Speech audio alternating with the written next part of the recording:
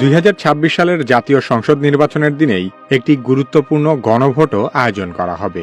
এই গণভোটের উদ্দেশ্য হল রাষ্ট্র সংস্কারের জন্য জনগণের সরাসরি সম্মতি নেওয়া।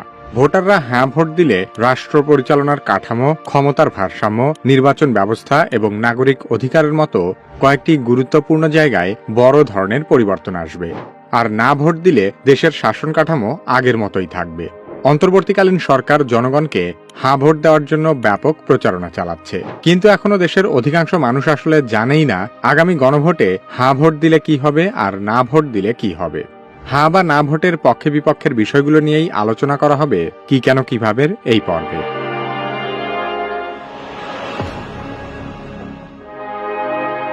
গণভোটের একটি বড় অংশই হল নির্বাচন পরিচালনা এবং রাষ্ট্রীয় সাংবিধানিক প্রতিষ্ঠান সংস্কারের পক্ষে। সে কারণে গণভোটের ব্যালটে হ্যাঁ ভোট দিলে যেসব বিষয়ে পরিবর্তন আসবে সেগুলোর মধ্যে অন্যতম হল তত্ত্বাবধায়ক সরকার, নির্বাচন কমিশন এবং সরকারি কর্মকমিশন গঠনে সরকারি দল ও বিরোধী দল একসাথে কাজ করবে। সরকারি দল নিজেদের ইচ্ছেমতো সংবিধান সংশোধন করতে পারবে না। সেই সাথে সংবিধানের গুরুত্বপূর্ণ পরিবর্তনের ক্ষেত্রে গণভোটের বিধান চালু হবে।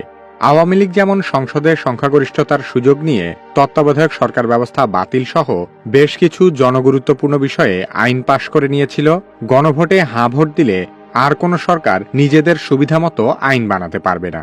অন্ততপক্ষে আইন বানানোর আগে জনগণের কাছ থেকে মতামত নিতে হবে। সংসদের ডেপুটি স্পিকার হতে হবে বিরোধী দল থেকে। গুরুত্বপূর্ণ সংসদীয় কমিটিসমূহের সভাপতিও বিরোধী দল থেকেই নির্বাচিত হবেন। সবচেয়ে গুরুত্বপূর্ণ বিষয় হল একটি দল যত মেয়াদেই ক্ষমতায় যাক না কেন, কোনো দলের কোনো ব্যক্তি সর্বোচ্চ 10 বছরের বেশি প্রধানমন্ত্রী থাকতে পারবেন না। সেই সাথে ক্ষমতার ভারসাম্য প্রতিষ্ঠার জন্য পার্লামেন্টে একটি উচ্চকক্ষ গঠিত হবে। তার মানে একটি বিল আইনে পরিণত হতে হলে শুধু নিম্নকক্ষেই নয়, বরং উচ্চকক্ষেও তা একইভাবে পাশ হতে হবে। গণভোটে হ্যাঁ ভোট দিলে দেশের বিচার ব্যবস্থা সহ নাগরিকদের বেশ কিছু মৌলিক সুবিধা প্রাপ্তি সহজ হবে। দেশের বিচার ব্যবস্থা স্বাধীনভাবে কাজ করবে এবং সাধারণ জনগণ আবারও উপজেলা পর্যায়ে বিচার প্রাপ্তির সুবিধা পাবে। অনগ্রসর গোষ্ঠী হিসেবে সংসদে নারীর প্রতিনিধিত্ব পর্যায়ক্রমে বাড়বে। সেই সাথে নাগরিকের মৌলিক অধিকারের সংখ্যা বাড়ানো হবে। উদাহরণ হিসেবে ইন্টারনেট সেবাকে একটি মৌলিক অধিকার হিসেবে স্বীকৃতি দেওয়া হবে, যাতে ভবিষ্যতে কোনো স্বৈরাচার সরকার ইন্টারনেট সেবা কখনো বন্ধ করতে না পারে।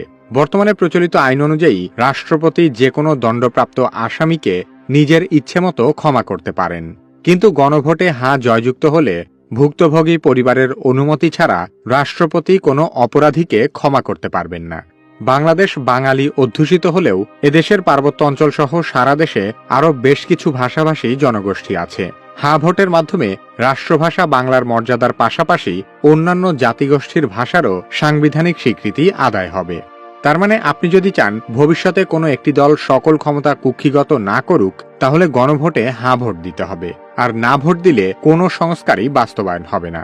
গণভোটের সাথে সম্পর্কিত আরেকটি গুরুত্বপূর্ণ বিষয় হল জুলাই সনদ। গণভোটে হ্যাঁ জয়যুক্ত হলে জুলাই সনদের আলোকে সংস্কার কার্যক্রম অগ্রসর হবে। জুলাই সনদ আসলে কি এবং এই সনদ নিয়ে এত আলোচনা সমালোচনা